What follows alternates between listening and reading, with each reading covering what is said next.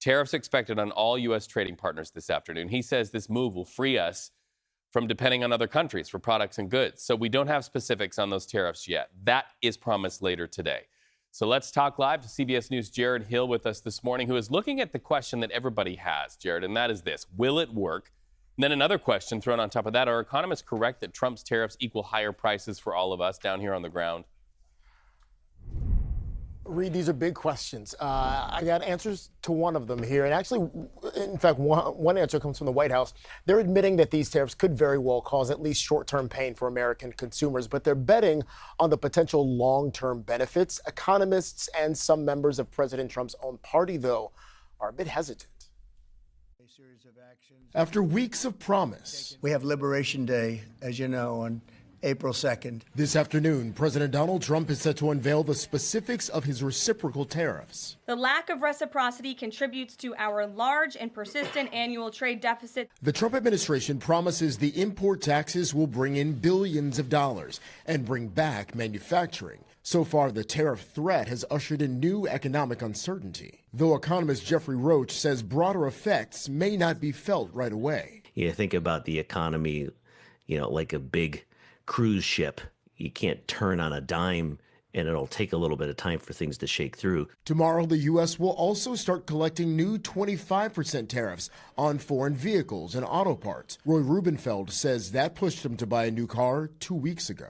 We may have saved $10,000 on the car. We don't know. The pause on the president's 25% tariffs on goods from Canada and Mexico is also set to expire this week. They and other countries are threatening to hit back. Professor Lawrence White of NYU's Stern School of Business. Already we're seeing it, retaliation by other countries, which is going to make it harder for American firms to sell their goods and services abroad. Senate Democrats and a few Republicans are pushing a bill to undo Trump's tariffs against Canada. Overnight, President Trump slammed their efforts on social media, threatening not to sign the legislation if it reaches his desk.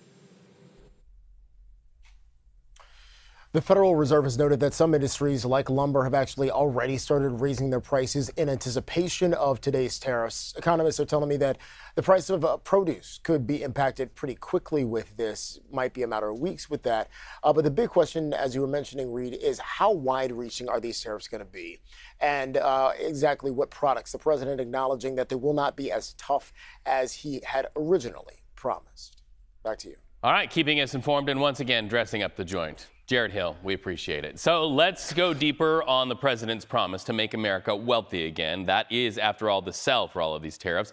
Veronica Macias is live right where goods come into our ports. So set the table for us, Veronica. A lot of people may want to know about which tariffs they're looking at, how they're supposed to work according to President Trump, and when the impacts could really hit us all.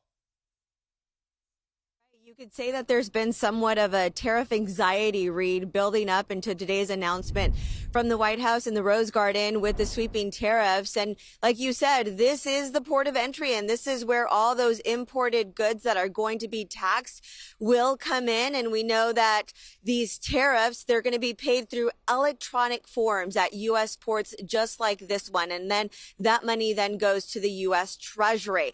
Now, as far as what is going to be taxed, well, these are sweeping tariffs, and exactly how much you're going to be paying is not exactly known just yet.